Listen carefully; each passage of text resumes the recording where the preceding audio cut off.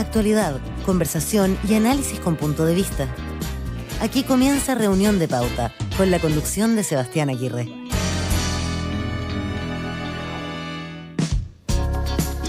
Estamos listos para comenzar Reunión de Pauta. Son las 7 de la tarde. Puntuales comenzamos nuestra edición de este martes. Gracias por acompañarnos a esta hora aquí en la 100.5 en Santiago, 99.1 de Antofagasta, 96.7 en Valparaíso, Viña del Mar, en Temuco y en pauta.cl. Por supuesto, también nos pueden ver ahí en nuestro streaming en la edición de este martes 4 de enero. Bienvenidos todos a la conversación aquí en Radio Pauta. Nuestros panelistas conectados ya, listos para comenzar nuestra conversación telemática. Como es habitual, estamos listos para empezar este espacio de conversación junto a Mauricio Rojas, profesor investigador de la Universidad del Desarrollo. ¿Cómo estás, Mauricio? ¿Qué tal?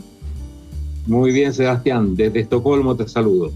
Desde Estocolmo. ¿Estás de vacaciones por allá o de visita nada más por trabajo? Visitando a la familia. Muy bien, muy bien. Así que la visita familiar es sagrada. Qué bueno tenerte de vuelta, Mauricio. Gracias por acompañarnos. También está con nosotros Carlos Williamson, profesor titular de Economía de la Universidad Católica, rector y profesor titular en la Universidad San Sebastián. Bienvenido, Carlos. Bueno, Sebastián, estoy aquí desde Puerto Montt saludando a todos nuestros radioescuchas. Muy bien, muy bien. Estamos todos repartidos por el mundo. Gracias por acompañarnos, Carlos. Y María Olivia Recart, no sé dónde está María Olivia, rectora nacional de la Universidad Santo Tomás. Desde Santiago, ex subsecretaria de Hacienda Santiago y miembro activo de Comunidad Mujer. Gracias por acompañarnos, María Olivia. Bienvenida.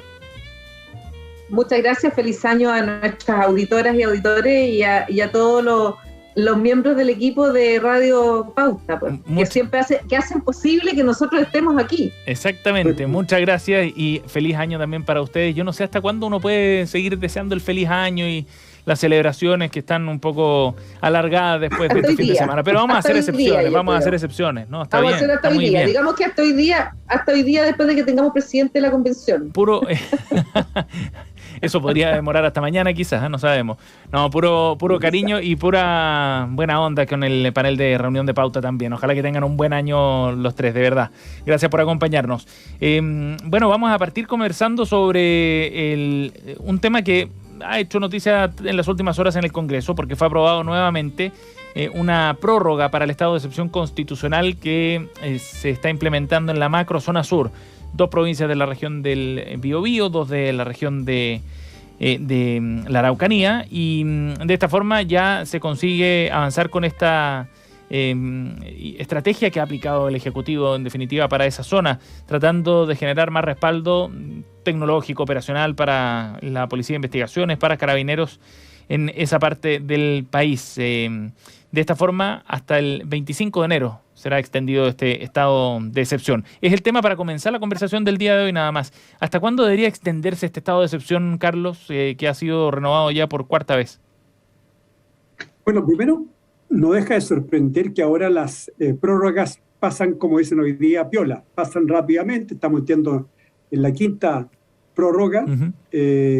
Ahora, yo creo que lo importante es preguntarse primero, digamos, qué efecto ha tenido en la zona, ¿no es cierto?, en la macrozona, estas prórrogas. Aparentemente estos 2.000 efectivos de las Fuerzas Armadas que se despliegan en la zona con apoyo logístico, con tecnológico, comunicaciones, vigilancia, patrullaje, aparentemente, según lo que son las cifras, ha sido positivo desde el punto de vista de que se han reducido a la mitad los atentados incendiarios, y también se han reducido las usurpaciones de propiedades y el robo de madera, por lo menos, digamos, eso es lo que mencionaban algunos empresarios del rubro. Por lo tanto, desde ese punto de vista ha sido efectivo. También han aumentado los arrestos de las personas que están con orden de detención, de modo que desde el punto de vista del impacto, eso ha tenido un impacto. Ahora, lo interesante es preguntarse, ¿qué hará Boric? Porque evidentemente que ya estamos aproximando, ¿no es cierto?, a que el presidente electo, ¿no es cierto?, asuma. ¿Qué hará Boric? Ahora, uno tenía la impresión, hasta hace poco, ¿no es cierto?, de que Boric, con un discurso que obviamente era más cercano, más simpático, con mayor empatía por los mapuches, ¿no es cierto?, por los pueblos originarios, por el Estado plurinacional, significa todo este discurso, iba a significar que iba a tener un escenario más positivo, pero después de la declaración de la CAM, ¿cierto?, que analizamos la semana pasada, se ve que el escenario es complejo para él también. Aparentemente lo ven como un socialdemócrata que va a tratar de mantener lo que ha sido la continuidad del trabajo que ha hecho el gobierno de Piñera. Por lo tanto, yo creo que aquí hay una gran pregunta, ¿no es cierto?, si es que Boric, frente a un para una violencia que se mantiene, va a actuar de manera distinta, o bien va a buscar el diálogo, y eso evidentemente puede tener consecuencias no muy favorables. Sí, con una mirada bien despectiva incluso de lo que representaba, del bloque político que representaba el presidente electo. Progre hippie hablan en esa carta desde la Cámara, reivindicando su actividad violentista allá en la zona. María Olivia, cuéntanos cómo ves esto. Complicado, porque la pregunta que se hace Carlos es muy cierta, de cómo uno se sale de este nudo, ¿no? Porque un grupo de gente que se siente más protegida con las Fuerzas Armadas, y sin embargo también el poder de las Fuerzas Armadas genera más resentimiento. ¿Sí? Esta cosa es un círculo, y es difícil determinar la fecha en la que uno tiene que sacar las fuerzas, ¿no es cierto?, armadas de la calle, de hacer la barrera de seguridad, y preguntarse cuando no estén qué va a pasar. La gente en general, el miedo por lado y lado hace que la gente tome decisiones que son inadecuadas, incorrectas, y que van en contra del bien común. Entonces, en ambos lados esta cosa es un dilema mayor, y a mí me interesa mucho más lo que está pasando, o lo que potencialmente va a avanzar, que es un proceso muy lento, pero, ¿no es cierto?, el Centro Nansen, que está con rectores de las universidades de la 9ª región, y que han trabajado no en una generación de diálogo todavía, sino que en capacitar a gente para poder tener el diálogo, porque estos diálogos son difíciles. Esto es como, ¿no es cierto?, haciendo una metáfora muy básica, pero es como cuando las parejas, ¿no es cierto?, tienen problemas y van a terapia y se dicen las peores cosas. Bueno, hay un terapeuta que intermedia para que no se asesinen y no saquen cuchillo y no termine la cosa, que salgan peor, ¿no es cierto? Bueno, esto es lo mismo, y el Centro Nansen hace estas capacitaciones para el diálogo que van a requerir tiempo y requieren espacios grandes de confianza, para generar confianza. Y yo creo que los estados de excepción no generan estos espacios de confianza. Entonces, y tampoco lo hace la violencia extrema cuando no hay. Estamos en un dilema muy terrible. Muy complicado. Sí, Mauricio. Mira, yo creo que la pregunta que hace Carlos es la gran pregunta, porque yo creo que de aquí al 11 de septiembre va a seguir el estado de excepción. Al 11 de marzo. Perdón, de marzo. Sí. No veo ningún... Yo pensé que lo estaba diciendo. Pasa rápido el año en Estocolmo. Pasa volando el tiempo. Pasa volando el tiempo. De que el presidente Piñera cambie esto. Y el gran problema es que una vez que asuma el nuevo presidente, los grupos violentistas extremistas van a incrementar su accionar. Esto es lo que pasa siempre en estas situaciones. Cuando los grupos violentistas ven un gobierno debilón, como ellos lo van a ver, o sea, un gobierno que tiene muchas dificultades ideológicas y discursivas de asumir la violencia, o por ejemplo los estados de excepción, ellos ven una posibilidad de actuar con más radicalidad todavía. Esto está pero ultra demostrado en todo proceso. Pasó en Chile, por supuesto, acordémonos del gobierno de Allende, cómo se aprovecharon los grupos extremos de un gobierno que no iba a recurrir a la represión, incluso que indultó a los miristas, a la gente del BOP, etc. Por lo tanto, yo creo que al nuevo presidente se le viene un periodo muy, muy complicado, de mucha violencia en la Araucanía, en toda la macrozona, y de una imposibilidad ideológica de manejar el tema. Va a ser bien desafiante la presión que va a tener encima.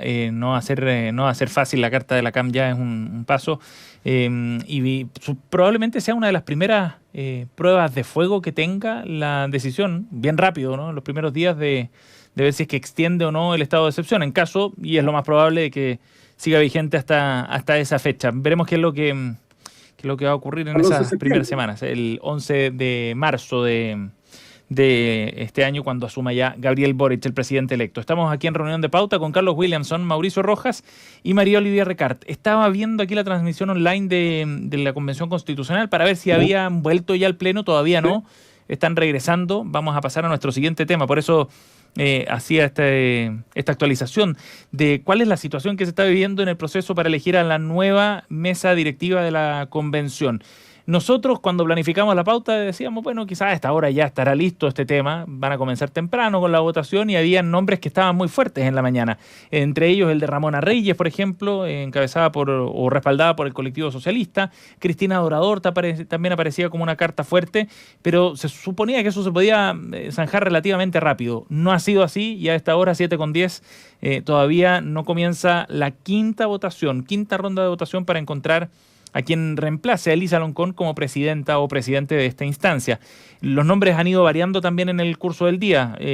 Después de Reyes, Dorador y Chinga, hoy día, o a esta hora más bien, aparece el nombre de Patricia Politzer, de Patricio Fernández también como cartas, pero Cristina Dorador en la última votación obtuvo un muy buen respaldo, y sobre todo, y esto es lo que nos interesa analizar, ¿no? Más allá del nombre que resulte ganador, la forma en la que se está negociando esto es bien interesante mirarlo con detalle, y es parte de lo que queremos conversar también con nuestros panelistas en el día de hoy. Mauricio, a tu juicio, ¿qué es lo que refleja la forma en la que se ha dado este proceso, las dificultades que ha habido hoy día para elegir a la mesa directiva para esta segunda etapa de la convención? Bueno, yo creo que esto de forma muy evidente refleja una pugna dentro de la izquierda, entre la izquierda más radical liderada por el Partido Comunista y el Frente Amplismo y lo que es la exconcertación. Es realmente ya un hecho político muy importante que no hayan podido ponerse de acuerdo cuando van a gobernar juntos. O sea, en 2 meses más están prácticamente asumiendo la presidencia, y en la Asamblea Constitucional no se ponen de acuerdo para llevar un candidato único. Es realmente algo extraordinariamente complicado. Me imagino que para Boris es un dolor de cabeza.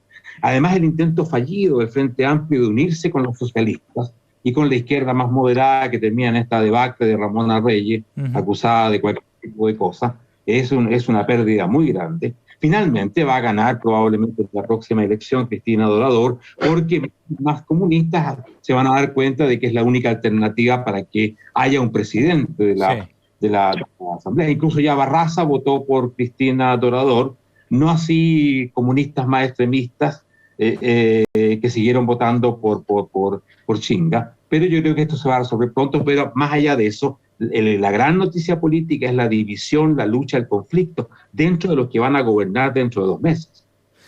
María Olivia. Sí, yo creo que no solo es la pugna de la forma de gobernar, de la manera en que se van a empezar los acuerdos, todo. Es una nueva forma de entenderse en una política que está mucho más escindida. Y lo vemos en el Congreso también, de una manera mucho menos, yo diría menos democrática en el Congreso, porque las acciones no son tan transparentes, pero uno no sabe, nunca sabe, como estas votaciones que son acuerdos de votemos hasta llegar a un techo. Si no alcanzamos la mayoría, volvamos a votar, vamos viendo cómo se van moviendo los votos en la medida de las elecciones, ¿no es cierto? Lo digo porque en el Congreso, cuando se eligen los presidentes de las comisiones o de la Cámara, son acuerdos políticos mucho más de fuerzas grandes, donde las votaciones no se tienen con tanta claridad de alcanzar estos techos. A mí en lo particular me gusta este sistema porque fuerza a exponer las preferencias. Son preferencias reveladas, ¿no? Claro. Entonces tú vas mirando cómo se van revelando las preferencias cómo se mueven, y los acuerdos, cómo se mueven, y vas mirando estas aguas, cómo se van encauzando, generando un río. Yo creo que en los movimientos sociales, en el mundo del asambleísmo, no vociferantes, sino que en el asambleísmo estos son prácticas mucho más usuales, en las que nosotros que somos mayores no estamos tan acostumbrados. Y no tengo un juicio de si es mejor o peor, ¿ah? No tengo un juicio.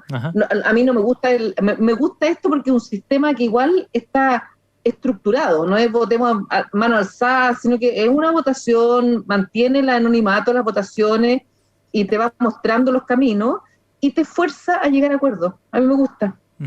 Carlos. Más allá, digamos, estos acuerdos cupulares, la votación abierta, ¿sí? El proceso mismo, como se está llevando a cabo, a mí me preocupa mucho, ¿no es cierto?, lo que finalmente vaya a ser, porque estamos entrando a una segunda etapa que es más compleja que la primera. La primera fue de instalación, que yo creo que desde ese punto de vista diría yo que el punto de vista de la instalación, de la parte formal, el trabajo de Basa, ¿no es cierto?, y Loncón fue razonablemente exitoso. O sea, se instaló, ¿no es cierto?, comenzaron a trabajar la parte temática, pero ahora viene el trabajo más complejo, que es más delicado, ¿no es cierto?, que es entrar un poco en los acuerdos, que requiere, digamos, de una visión estratégica, que tiene una capacidad de diálogo, de escucha, ¿no es cierto?, de ecuanimidad, de ecuanimidad que es tan necesario. Y cuando uno ve, ¿no es cierto?, esta votación y las personas que están detrás, me queda como un gusto, como amargo, de que vamos a tener probablemente una dupla. No sabemos quién puede ser vicepresidente, que no está en condiciones, digamos, de manejarse en un contexto muy complejo, ¿no es cierto?, que es el más importante, que el que viene ahora, y donde no hay mucho tiempo. Como que mi primera reacción, digamos, es bastante pesimista, escéptico, y yo creo que se puede terminar dando algo que ya fue dicho en algún momento. Entiendo que Pepe Mujica dijo, hay que evitar, ¿no es cierto?, de que esta convención se transforme en una bolsa de gatos. Yo creo que en algunas medidas estamos transformando una bolsa de gatos en algo que es tan importante, porque va a ser la Constitución que nos va a regir para los próximos años. Así que a mí me tiene muy, pero muy decepcionado. A ver, yo personalmente, así, sin mirar, cuando vieron, ¿no es cierto?, los candidatos que están acá, estaba mirando en la mañana, ¿no es cierto?, el currículo de Cristina Dorador. Sí. Doctora en ciencias naturales, una persona que es profesora, académica. A veces si hubiese que elegir a alguien, digamos, que probablemente tendría una altura de miras, me parece que la persona más idónea en este momento, en este contexto que estamos viviendo, más idónea para liderar una... Ahora, lo otro importante que alguien mencionaba, alguien decía, en esta segunda etapa son importantes los abogados. Ojalá, digamos, que tengamos abogados, porque ahora vamos a mostrar, digamos, la redacción. Sí. Hasta ahora los documentos redactados han sido muy pobres desde el punto de vista de la redacción, han sido confusos. Ajá, pero hablando del perfil precisamente de quien debe liderar esta nueva etapa, ¿qué características debería tener?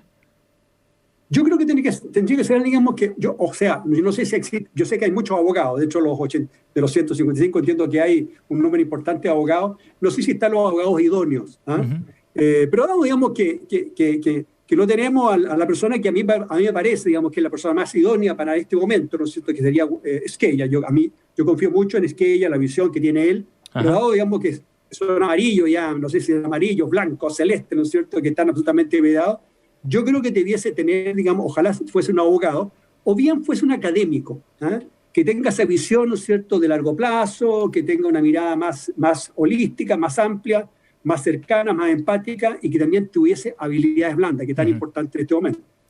María Olivia, ¿qué perfil crees tú que calza con el momento que está viviendo la convención y con el desafío que viene por delante también? Algunos interpretan, por ejemplo, que el próximo presidente o presidenta quien encabece esta mesa va a ser de alguna manera como el jefe de campaña también del apruebo posteriormente.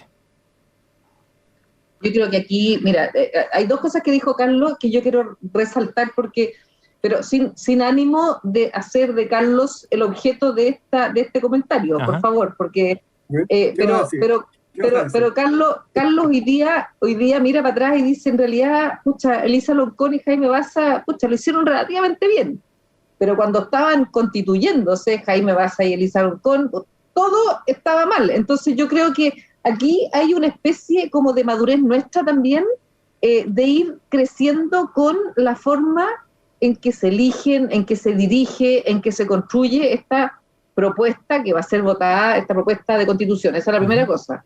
La segunda, yo tampoco estaba tan convencida si valía la pena o no cambiar a las autoridades que ya uno estaba acostumbrado, que tenían cierta prestancia, que tenían, ¿cierto?, una oreja, que formaban un buen equipo, Basa con Loncón. Y yo tengo dudas de si el sistema de ir cambiando, porque nos queda un cambio más probablemente. Ellos no, son casi 6 meses. Creo que este es el último. Este es el último cambio. Eso eran solamente 2 mesas directivas para el periodo completo. 2 mesas directivas. Sí. Y me parece que, claro, a mí me parece que hay harto abogado en la convención. Me parece que el perfil de la persona que dirija, y entiendo por qué Carlos dice que una académica puede ser un buen perfil, el perfil es alguien que tenga una capacidad de oír las reflexiones, pero también que tenga una suerte de pragmatismo en la forma en la que se escriba, se redacta y se llegue a acuerdo. Pero en eso también los abogados que van a formar parte de las comisiones específicas son tan importantes como la mesa directiva. Yo diría incluso más que la mesa directiva va a tener que tener una capacidad de dirimir con harta valentía desde las comisiones las propuestas que lleguen cuando no tenga, o encontrar una forma para dirimir, no dirimir ella o la mesa. Y creo que eso es una característica poco desarrollada en nuestro país. Es como, ¿no es cierto?, la capacidad para ver y encontrar áreas donde además yo creo que la ideología tiene que estar al servicio un poco de la praxis, de lo pragmático. Creo que ahí hay algo. Y la tercera cosa es que ojalá, yo también estoy de acuerdo con que ojalá haya un abogado o una abogada, y no hay ninguno que esté postulando, no sé, en la vicepresidencia, pero en la presidencia creo que ninguno. De la presidencia no, ninguno. Ni Cristina Dorador, ni Patricia Politzer, ni Patricio Fernández, ni Eric Chinga, que son los nombres más fuertes, más votados hasta ahora. Mauricio. Mira, el factor predominante ahora va a ser el tiempo. Quedan apenas 6 meses. Uh-huh. Se supone que hay que discutir, desarrollar, aprobar un texto constitucional. Eso es absolutamente imposible en términos de un diálogo verdaderamente amplio, abierto y que trate de hacer confluir muchas opiniones. Lo que vamos a ver ahora son distintos proyectos ya redactados de constitución que van a entrar en disputa. Aquí, mira, toda esta idea de la participación popular, los plebiscitos, toda esa faramalla va a quedar en ridículo. O sea, ahora vamos a entrar al momento donde Fernando Atria, donde otros de ese tipo van a decir, mira, artículo 1, 2, 3, porque tiene que haber una consecuencia. Además, no pueden ser artículos... Una armonización de los artículos, claro. Esto implica que tienen que haber redactores que ya tengan redactado las bases fundamentales del texto. Y eso es lo que vamos a ver ahora. Con el apuro van a aparecer claramente grandes propuestas y esas grandes propuestas, de acuerdo a su peso político, van a llegar a ciertos acuerdos y se acaba el tema. Va a ser realmente una gran decepción para lo que se esperaban, visitas regionales, referéndum locales, que el pueblo participara. Toda esa cuestión es un bonito cuento, pero no es más que un cuento en realidad. Y ahora va a quedar muy, muy claro que era un cuento. Ahora, Mauricio, dependiendo de quién logre efectivamente quedar en la presidencia, vamos a ver quién o cuál colectivo es el que logra efectivamente triunfar en esta negociación, si esto es una negociación política la que está en curso. De hecho, estábamos viendo imágenes de la transmisión que a esta hora hace CNN y el canal 24 Horas y muestran, por ejemplo, a Cristina Dorador conversando con Eric Chinga, que son dos de los candidatos, y probablemente todo se decante por uno de los nombres con una negociación de por medio. Quien gane en esa negociación, Mauricio, ¿qué señal da desde el punto de vista de la conducción que viene para la convención? Por ejemplo, si gana el bloque de Cristina Dorador, que está respaldada principalmente por independientes, ahora se le ha sumado el Frente Amplio, o si gana el bloque de Eric Chinga, que está respaldado por pueblos originarios y el Partido Comunista. Ahí hay señales que podríamos tratar de leer. Sí, no, yo creo que el bloque de Dorador va a ganar sin duda. Chinga ha ido perdiendo votos. Uh-huh. Ahora estaban en 20 y algo votos, ha ido perdiendo. Pero lo importante es que se van a enfrentar un proyecto que es el proyecto Atria, que es el proyecto de la izquierda menos radical, y el proyecto comunista, del Partido uh-huh. Comunista. Esas van a ser las grandes alternativas, tal como estamos viendo ahora que las alternativas en cada elección son justamente esas dos. Ahora, en esa circunstancia, lógicamente que los restos de la derecha, los 37 o los que queden, van a tener que optar y van a optar probablemente por el proyecto un poco más suave que va a encabezar a Atria con el colectivo socialista, etcétera, etcétera. O sea que vamos a entrar, yo creo, en una etapa de definiciones bastante rápida entre un proyecto de izquierda bastante radical y un proyecto de ultra izquierda. Creo que no va a haber más que eso en realidad. María Olivia. Sí, pero yo no lo encuentro tan dramático, no es tan uh-huh. distinto al lugar donde estamos parados desde el principio. El énfasis hoy día es que la verdad es que la forma en que fueron electos los convencionales es una predominancia de la izquierda. Se han ido independizando algunas personas y por lo tanto no hay ninguna novedad dónde van a estar los votos para dirigir. Me sorprendió y me gustaría escuchar la opinión de Carlos, el llamado a votar de Marcela Cubillo. A votar, el llamado que hizo hace unos días para votar por Bárbara Sepúlveda, ¿te refieres, María Olivia? Sí. Bárbara Sepúlveda es convencional del Partido Comunista, por si acaso, para los que no están al tanto. Me llama la atención, digamos, desconocida, pero yo quisiera agregar algo más. Me parece, a esta altura, yo creo que estamos frente a, en esta descripción que hacía Mauricio, que es muy lógica, digamos, de que probablemente se van a enfrentar aquí dos visiones que son bastante radicales, ¿eh? Una menos radical porque ahora resulta, digamos, que la constitución de Atria aparece como más en el centro, digamos, ¿eh? Frente a la que podría ser, ¿no es cierto?, una constitución más radical del Partido Comunista. Estaba leyendo, digamos, que Erich Chinga, digamos, su atributo que tiene, digamos, de haberse opuesto al 15 de noviembre, o sea, una persona que ni siquiera creía, ¿no es cierto?, la necesidad de un acuerdo para ir a una nueva constitución. Por lo tanto, estamos probablemente en una radicalización de la posición apoyada por el Partido Comunista. Y es probable, digamos, que sea durador, por lo tanto, la que esté como más al medio. Ahora, la pregunta mía, y un poco yo no tengo la respuesta, digamos, ¿qué es lo que va a hacer la centro-derecha? Esos 37 que están ahí. Ajá. Porque hasta ahora, digamos, han sido comparsas, o sea, han estado simplemente ahí, ¿no es cierto?, como ese arroz graneado, digamos. No han tenido ninguna influencia, ¿no es cierto? ¿Cuál va a ser la posición de la derecha? Yo no he conversado esto, pero simplemente me pregunto, digamos, yo veo que va a terminar siendo, digamos, un elemento que no tiene ninguna importancia, hasta el momento no ha tenido ninguna importancia en el desarrollo de la convención. Pero depende un poco, Carlos, porque la centro derecha que está presente ahí tiene dos opciones: o ser obstruccionista, en los cuales no va a lograr nada, porque la obstrucción es figurativa, y la verdad es que genera toda esta sensación de que trataron de hacerlo al principio, ¿no? Y de ahí se les descolgó gente, en el sentido de acusar la inoperancia, la política, la ideología, y todas estas cosas adentro como brujerías, ¿te fijáis? Y al final fue como bien inoperante porque el remar para el mismo lado significa tratar de construir juntos algo, con las diferencias que uno pueda tener y expresarla bien. Yo creo que la foto que yo rescato fue la de Elisa Loncón con Baza, con todos los presidentes de las comisiones, en las cuales estaba, por ejemplo, Rodrigo Álvarez, que presidió una comisión, y me parece bien porque hay un mundo ahí que tiene que contribuir desde su diferencia, qué es lo que están haciendo la gente de derecha. O sea, objetivamente no van a tener un papel preponderante en las elecciones, van a tener que elegir por quién votar, y por eso me llama tanto la atención el llamado que hizo Marcela Cubillo hace 3 o 4 días a votar por la candidata comunista. Sí. Bueno, vamos a ver qué es lo que ocurre. Sí, Carlos. Un último comentario respecto a yo efectivamente considero que Loncón y Baza fueron una buena dupla en instalación. Lograron resolver todos los problemas en poco tiempo. Yo creo que fueron imprudentes en algunas declaraciones, y en ese sentido reconozco que no me convenció mucho, ¿no es cierto?, las declaraciones que hizo Baza, por ejemplo, respecto al tema de la posibilidad de que no pudiesen llegar a ejercer su cargo las autoridades electas, ¿no es cierto?, en estas recientes elecciones. Pero en todo caso, yo sí creo que personas no pasan, porque uno la escucha, digamos, es un abogado que entiende, digamos, sobre estos temas, y que además busca la forma de dar coherencia al mensaje constitucional. Es una persona idónea. Yo siento mucho, y en ese me gusta, como decía María Olivia, ¿por qué cambiarlo? O sea, yo prefiero quedarme con Loncón Baza, digamos, frente a una combinación que puede ser bastante... Pero Carlos, lo que no nos puede pasar en nuestra vida es que todo tiempo pasado fue mejor.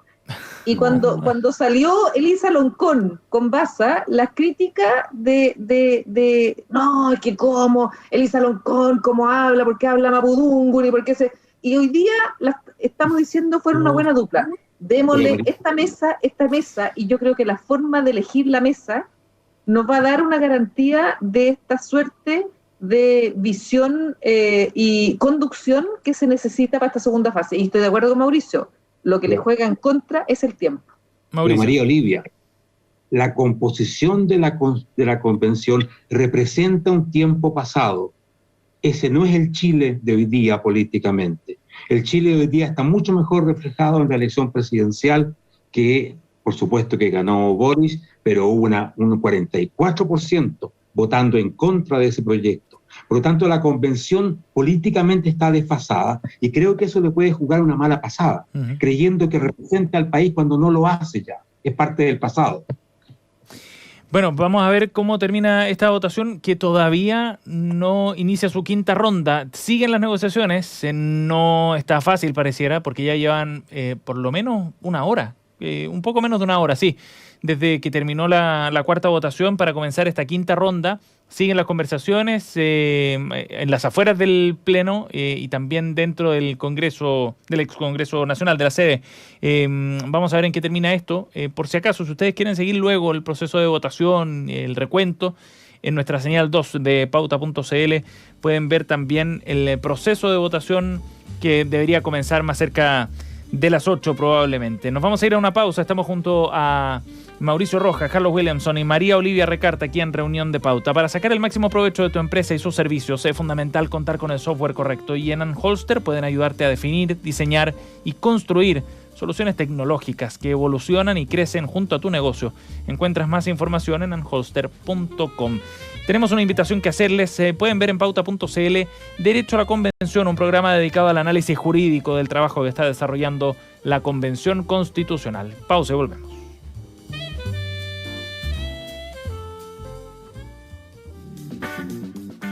Para sacar el máximo provecho de tu empresa y sus servicios, es fundamental contar con el software correcto. En Anholster podemos ayudarte a definir, diseñar y construir soluciones tecnológicas que evolucionan y crecen junto a tu negocio. Más información en anholster.com.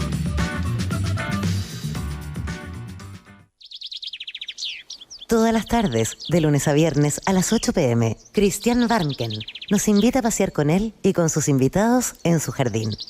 Media hora de conversaciones y reflexiones. Una invitación a regalarnos una pausa en medio del tráfago de todos los días. No dejes de escuchar los sonidos y palabras de Desde el Jardín en Radio Pauta. Hola, soy Verónica Schmidt y quiero invitarlos a que se informen sobre el mundo de la construcción, el rol social de los empresarios, la relevancia de las regiones y todo lo que ocurre en la ciudad. Todos los sábados al mediodía, escucha Café de la Construcción. Conduce Verónica Schmidt. Conversa con nosotros en redes sociales y profundiza la información en nuestro diario digital pauta.cl. Pauta, hablemos de verdad. La Convención Constitucional diseñará las nuevas reglas de todo un país. Pero ¿cuáles son las atribuciones de este órgano constitucional? ¿Cómo debemos entender sus decisiones? Desde un punto de vista de la técnica legal, Pauta presenta Derecho a la Convención, donde el protagonista será el debate jurídico con abogados de amplio prestigio. Acompáñanos todos los viernes a las 17 horas por nuestra señal 2 de streaming en pauta.cl. Y cada domingo a las 10 de la mañana, una repetición del programa en nuestra señal FM de Pauta. Conversa con nosotros en redes sociales. Síguenos en pauta.cl en Facebook e Instagram y pauta_cl en Twitter. Participa, comenta y comparte tu opinión. Pauta, hablemos de verdad. Ya estamos de regreso. Escuchas Reunión de Pauta. Pauta 100.5. 7:33 minutos. Estamos de vuelta aquí en Reunión de Pauta, en vivo en la 100.5, con nuestra efeméride del día de hoy. Y de regreso, este 4 de enero, recordamos el nacimiento de Michael Stipe, músico, productor, actor, artista plástico estadounidense, sin duda más conocido por ser el líder y vocalista del grupo de rock alternativo R.E.M. desde su formación en 1980 hasta el momento de su disolución en 2011. Stipe y el resto de los miembros de R.E.M. son conocidos también por ser los pioneros del rock alternativo, por haber inspirado además algunos de los grupos de la escena de los 90 como Nirvana, Pearl Jam o Radiohead. Además, Stipe se encargaba del estilo visual también de R.E.M., seleccionando el arte de los álbumes, dirigiendo algunos de los videoclips incluso de esta banda norteamericana. El 4 de enero de 1960 nació este músico y artista y lo recordamos aquí en Reunión de Pauta. ¿Cuál es, Sebastián? Te pregunto a ti, sí. ¿Cuál es tu canción preferida de R.E.M.? Yo creo que Everybody Hurts, ¿puede ser? Ah, el romántico, es un romántico. No, más nostálgica. ¿Y la tuya, María Olivia? Sí, es como para pedir perdón, ¿no? A mí me gusta la, ¿cómo se llama? La Night Swimming. Ya. Esa es más reciente. María Olivia. Sí. ¿Puede estar aquí? Sí, la tarareo, pero como tienes mala señal, la vais a escuchar desentonada. Pero te juro que soy seca para cantar. En vivo después, Carlos, tendrá que ser en vivo entonces. No podemos desprestigiar a María Olivia así. No. Pero solo voy a contar una anécdota, porque yo creo que van a haber auditores y auditoras que nos van a escuchar, pero yo fui a escuchar a R.E.M. cuando vinieron a Chile, en el Movistar Arena, y fue el día de las elecciones de Obama. Primera vuelta. Y entonces, en la mitad del concierto, ellos estábamos con la hora de las elecciones, entonces ellos decían, perdonen, pero tenemos que ir a mirar cómo van las elecciones. Bajaban el concierto, se iban detrás de las cortinas, miraban la tele, miraban sus teléfonos, y volvían, decían, ningún resultado todavía. Y seguían cantando, y de repente dio la escoba porque dicen, ganó Obama. Oye, y el concierto se alargó como, no sé, media hora. Estos gallos estaban, pero así, on fire. Todos vivimos en Estados Unidos por como 2 horas ahí, celebrando con ellos el triunfo de Obama, genial. Y Michael Stipe está ahí ídolo, gran grupo. Un mitin demócrata ahí en el Movistar Arena por una noche. ¿Ah? Estamos con Mauricio Rojas, Carlos Williamson y María Olivia Recarta aquí en Reunión de Pauta en la 100.5. Y vamos a ir a nuestra sección de las noticias coladas para tener tiempo suficiente para comentar también los temas que traen nuestros panelistas. Partamos por Carlos Williamson, que nos invita a hablar de la pensión garantizada universal. Fue aprobado ya el proyecto que crea este instrumento este lunes y hoy día comenzó la discusión en la Comisión de Hacienda, Carlos.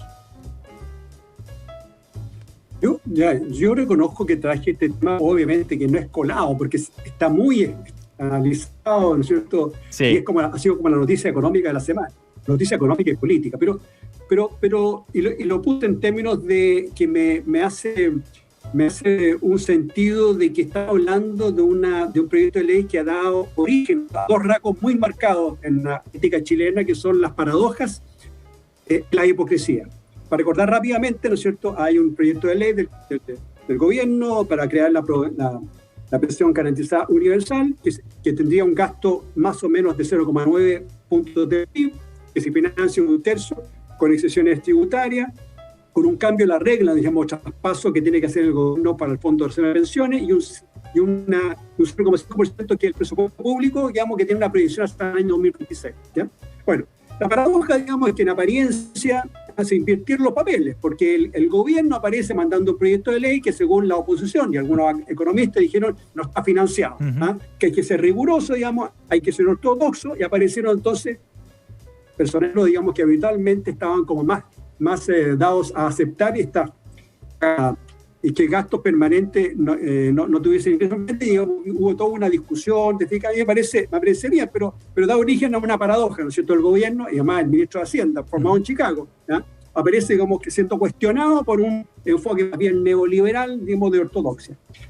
Destacado, como decía yo, digamos, objetaron la posición del gobierno porque decía que no está financiado esto. Ahora, lo que me llama la atención, digamos, que aquí hay mucha hipocresía, porque resulta que en la oposición parece que tiene mala memoria. Yo estuve haciendo un análisis rápidamente de los informes financieros en el periodo de la Bachelet 2, ¿no es cierto?, cuando se hizo la reforma educacional. En los informes financieros habían 3 grandes gastos, ¿no es cierto?, que estaban contemplados. Primero, el fin al financiamiento compartido de los colegios subvencionados. Si ustedes se acuerdan, ¿no es cierto?, había todo un traspaso, ¿no es cierto?, el Estado pasaba a suplementar aquellos fondos que venían del sector privado, digamos que más o menos tenía un gasto de $1.000 millones en régimen. Luego estaba el apoyo al sector profesional docente, digamos, por 2.500 millones de dólares, digamos, y la gratuidad universitaria, digamos, que era de $2.000 millones. Si uno suma todo eso, la reforma educacional tenía un costo en régimen de $5.500 millones.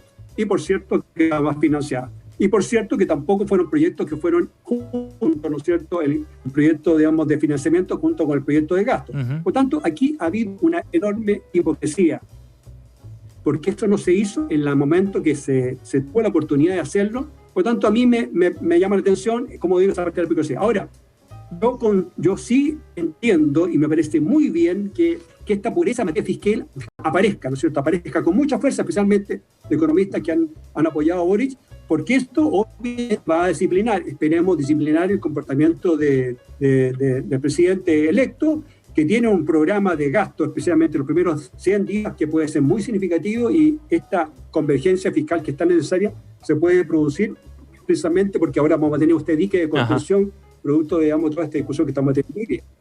María Olivia. Me parece que tenemos un escenario.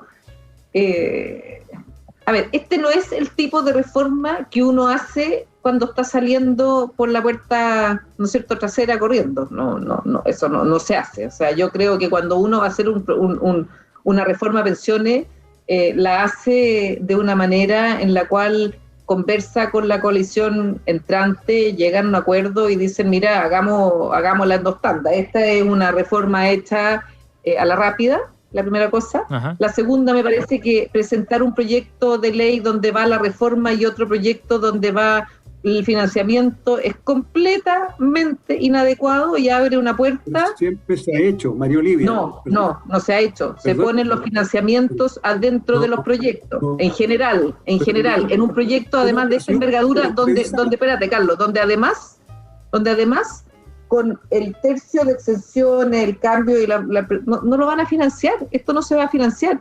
Y yo creo que la discusión... Pero siempre se ha hecho, sí. Siempre se ha hecho, digamos, el informe financiero simplemente habla del gasto.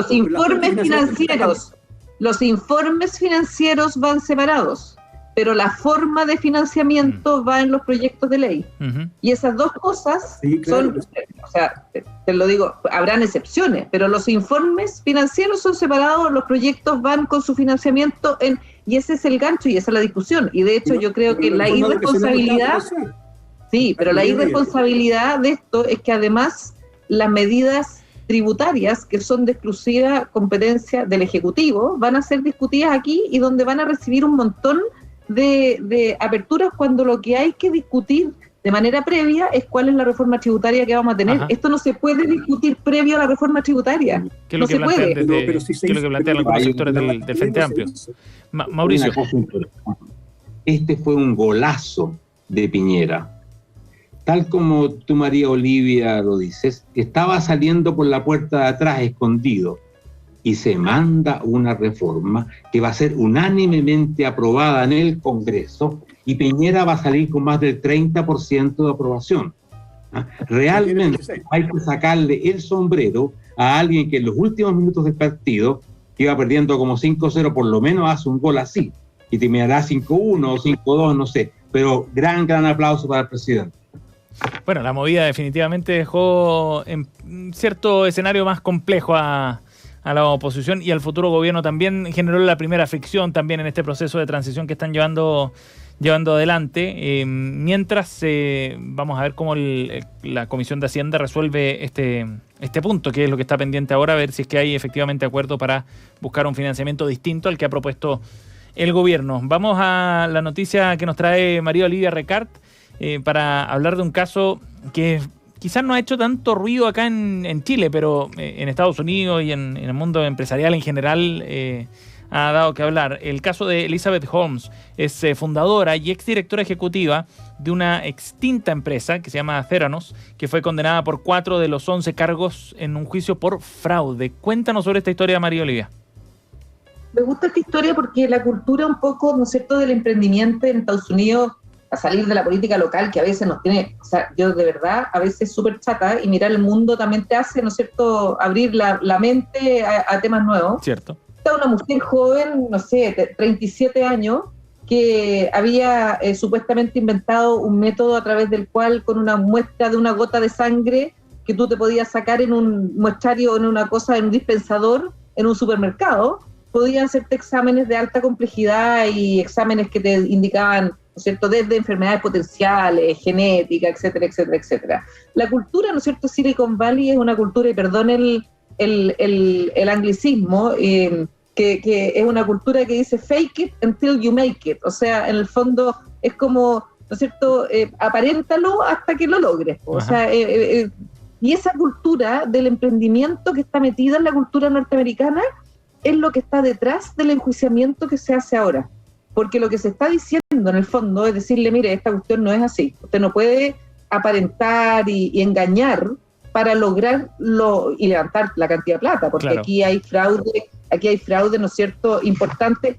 Entre ellos, yo quería decir además que aquí hay 15 semanas de juicio, donde hay 9 cargos de fraude y 2 de conspiraciones de fraude, y de los cargos hay 4 que se aceptan, como dices tú, 3 de cargos de fraude y 1 de conspiración de fraude. Ajá.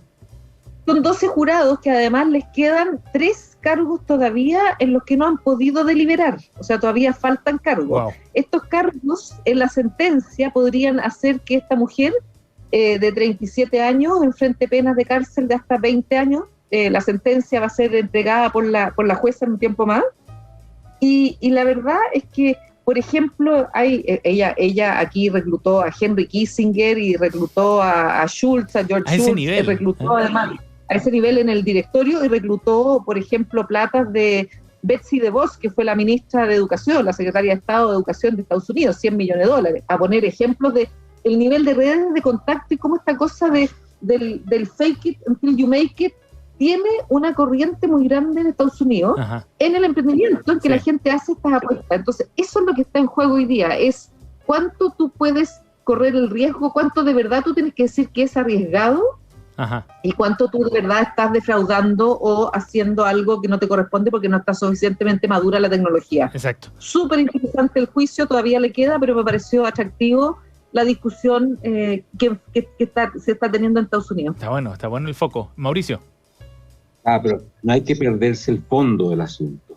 Y es la creación de miles de nuevas empresas por tipos que han creído locamente en ciertas ideas, que muy pocos les han dado bola porque eran loquitos, pero al final terminaron cambiando el mundo. Siempre pasa esto, siempre hay un sinvergüenza, un fraudulento, etcétera. Lo tenemos en Chile, lo tenemos allá. Pero no hay que olvidarse que esta es la gran fuerza que está cambiando al mundo para mejor. Ajá. Y si no tuviéramos esta fuerza, no tendríamos ni de cerca el progreso que hemos tenido en los últimos 40 años.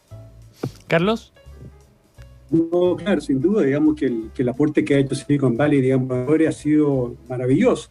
Digamos, el progreso del mundo en alguna medida se explica justamente por estos emprendedores, no cabe ninguna duda. Yo creo que tiene que sacar algunas lecciones, enseñanza, y de alguna forma también lo dijo María Olivia. Yo creo que aquí estos apetitos de grandeza y este exitismo que de pronto se apodera, digamos, de las mentes, y te fijas, de mucha gente, y que queda muy claramente manifestado acá. Es interesante, digamos, como no hay ataduras éticas, digamos, que permitan en algún momento poner ciertos frenos a estos apetitos de grandeza, digamos, y esta falta de virtudes, ¿no es cierto?, para bien manejar lo que es un éxito. Ahora, es interesante también el modelo. Yo estaba leyendo un poco el juez cuando está haciendo el trabajo, ¿no es cierto?, de analizar la situación particular, le dice al jurado, le dice, momento, oiga, ustedes, digamos, no empiezan a pensar, porque hay otro caso, digamos, que es el que se va a ver posteriormente de Galvani, ¿no es cierto?, que es el socio, no empiezan a pensar en Galvani, le dice, digamos, porque concéntrense en Holmes, porque es un juicio que viene a continuación. Y la pregunta que yo me hago es, va a cumplir los 20 años de cárcel si es que finalmente la apelación no es aceptada. Claro. El sistema norteamericano es bastante más duro y más riguroso en materia de cárcel frente a estos fraudes, cosa que no sucede lo mismo en otros países, incluido Chile. Lo que también es parte un poco de la lección que el caso norteamericano. El caso de Elizabeth Holmes, la noticia colada de María Olivia Recart. Si alguien quiere profundizar más, también está disponible un documental en HBO, se llama The Inventor, Out for Blood in Silicon Valley, del año 2019, que aborda también y le da contexto a esta noticia. Vamos a la noticia final de Mauricio Rojas, que nos invita a un artículo del diario El País muy interesante. Recoge 43 buenas noticias para empezar el 2022 con optimismo. Mauricio. Bueno, yo creo que en todo lo malo que pasa, y pasa muchas cosas que son malas, pandemias, etcétera, hay que recordar de que el mundo sigue progresando y que va dando pasos enormes en el progreso. Y esto es lo que recuerda este artículo donde resume 43 buenas noticias. Por ejemplo, que se ha vacunado a la mitad del mundo. Esto es algo extraordinario, o sea, impensable en épocas anteriores. Que la economía global se recupere este año un 6%, con lo que supera el nivel pre-pandemia. Es decir, el año 2021 ve el producto per cápita más alto en la historia de la humanidad. Nunca habíamos estado en ese nivel de producto per cápita. Hoy día vivimos el doble de lo que vivíamos hace 100 años. Se muere una cantidad ínfima de niños comparado con lo que era antes, etcétera, etcétera. Todo esto hay que recordarlo, porque es muy fácil caer en el pesimismo, que el mundo se está hundiendo, etcétera. Y también es una buena noticia que tenía de las 43. Hay una que me llamó la atención. Se va a imprimir un nuevo billete de 50 libras esterlinas en Inglaterra, o en Gran Bretaña, con la imagen de Alan Turing. Alan Turing es uno de los genios matemáticos del siglo pasado, que además jugó un rol fundamental en poder entender el sistema que usaban los alemanes Decodificó los sistemas secretos de Alemania, claro, para la guerra. Enigma, que se llamaba este sistema alemán. Ahora también es interesante saber de que él fue condenado el año 52 por ser homosexual. Fue castrado químicamente, para recordarnos también el progreso, porque hoy día todas estas cosas nos suenan bárbaras, pero esto era en Gran Bretaña, algo que pasaba con un genio matemático, y el año 54 terminó suicidándose. No está absolutamente claro, pero todo indica que se suicidó. Por lo tanto, se recuerda una historia trágica de un gran matemático, y a la vez nos muestra el progreso. Sí. El padre de los supercomputadores, y además hay una película también en Netflix, creo que está muy buena. Sí, Enigma se llama la película, o algo así. Carlos. Enigma, muy buena. Yo creo, una reflexión previa, digamos, esta celebración, hoy día estamos recién hablando, ¿cierto? Estamos ya en 4 de enero y estamos celebrando el Feliz Año Nuevo. Esta celebración del Feliz Año Nuevo, donde todo el mundo, digamos, se dice, oye, Feliz Año Nuevo, hay optimismo, ¿no es cierto?, esperanza en un futuro. Yo creo que habla bien de la especie humana, ¿no es cierto? Esto, digamos, hay un día en que todos piensan, digamos, oye, ojalá, digamos, tengamos un mejor año que el que acaba de pasar. Yo creo que con Mauricio, que el año 2021 fue, dentro de todo, digamos, un buen año, ¿cierto? Primero se demostró que la pandemia se podía frenar y la letalidad de la pandemia ha ido hacia la baja, por tanto las vacunas han funcionado, ¿te fijas? El repunte económico, la velocidad del repunte económico, la recuperación del empleo también, algo muy valioso. Yo quisiera agregar algo más que es de naturaleza local, ¿ya? Que yo creo que habla bien también, en parte también de los chilenos, que nos agarramos permanentemente, digamos. Creo que hubo una muestra de virtud cívica, ¿no es cierto?, que fueron las elecciones que hubo el año 2021. Y que al final de cuentas, ¿no es cierto?, el plebiscito, digamos, con todo lo que sucedió, la primera, segunda vuelta, digamos, mostró un país que dentro de todo tiene una democracia e instituciones republicanas que al final funcionan, como decía el presidente Lagos, la institución en línea funciona. Así que yo creo que también es parte, digamos, del aspecto positivo del año que se fue. Cierto.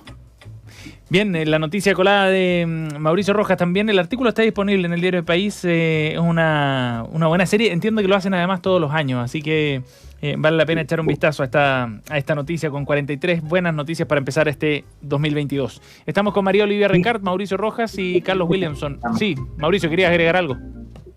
Pico Llaneras se llama la persona que escribe el artículo. Sí, el periodista. Sí, estadístico sobre todo, muy interesante. Sí. Estamos junto a Mauricio Rojas, Carlos Williamson y María Olivia Ricard, y nos vamos a los últimos 3 minutos de programa para los datos y recomendados que nos traen nuestros panelistas todos los días. María Olivia, partamos contigo. Bueno, yo quiero recomendar una película de Netflix que se llama en inglés The Center Will Hold, que en castellano se traduce más o menos como El Centro Cederá o Cede, que es la vida de Joan Didion. Joan Didion es una mujer flaca, que se murió de la generación de los 60, casada con un escritor. Son autores más conocidos como ellos dos, como autores de libretos de película, pero ella es una persona de una ferocidad radical para mirar la cultura norteamericana, es una escritora también de libros, y muy interesante ella en su mirada, su perspectiva, porque la fragilidad que aparenta en la vida comparada con esta ferocidad con la que describe la cultura en general, en especial de Estados Unidos, la hace una mujer extremadamente interesante, sin ser feminista, sin ser un outsider. Ella tiene un libro final que se hizo una obra de teatro, que es El Mundo Mágico, después de que se murió su marido. Y este es un documental que vale la pena en Netflix todos los días, así que recomendado. Buena recomendación. Carlos. A ver, si a alguien le interesa, digamos, la política española, que en muchos sentidos nos arroja muchas lecciones, por el tema constitucional, yo les recomiendo leer un libro de Cayetana Álvarez de Toledo que se llama Políticamente Indeseable. Cayetana Álvarez de Toledo, diputada de un cierto Partido Popular, un cierto vocera, despedida como vocera justamente porque es muy políticamente indeseable, digamos, políticamente correcto lo que ha dicho, pero hace una revisión de lo que está pasando en la política española que es muy recomendable, muy interesante, así que léalo. Bien, la recomendación de Carlos Williamson, el libro de política española recientemente publicado. Mauricio. ¿Tú dirías que ella es como la Cast española? ¿Así como José Antonio Cast? Sí. Yo diría no, porque es bastante liberal. Ella es liberal. Okay. Es una curiosa mezcla. Es liberal, digamos, pero es católica. Digamos, es una curiosa mezcla, interesante. Un buen personaje. Mauricio. Y es lenguaje. La recomendación es una película bastante antigua, de esas que se ven ahora en estos días libres. Una película alemana que se llama Das Boot, El submarino, de 1981. Creo que alguna vez alguien la recomendó, tal vez Carlos, pero es una película, 2 horas 29 minutos, Netflix, donde uno ve la presión de estar dentro del submarino en plena guerra mundial. Realmente una de las películas más espectaculares que se ha hecho. Das Boot, El submarino, película alemana, 1981. 2 horas 32 y no sale ninguna mujer y la película me gustó, imagínate, no hay ni una escena de amor, es una excelente película. Mauricio Rojas, Carlos Williamson y María Olivia Recart, nuestro panel de los martes aquí en Reunión de Pauta. A los 3 muchísimas gracias. Nos vemos la próxima semana. Muchas gracias a ti, Sebastián, y a nuestros auditores y auditoras. Chao, que estén muy bien. Chao. Bien, ya nos vamos, estamos cerrando nuestra edición. Para sacar el máximo provecho de tu empresa y sus servicios es fundamental contar con el software correcto, y en Anholster pueden ayudarte a definir, diseñar y construir soluciones tecnológicas que evolucionan y crecen junto a tu negocio. Más información en anholster.com. Nos vamos, gracias por acompañarnos. Ya viene Cristian Barken desde el Jardín, el día de hoy conversando con Loreto Salinas, ilustradora que lleva una década impulsando la relación de los niños con la naturaleza a través de su trabajo. Gracias por acompañarnos. Hasta mañana. Acabas de escuchar 1 hora de conversación y análisis con punto de vista.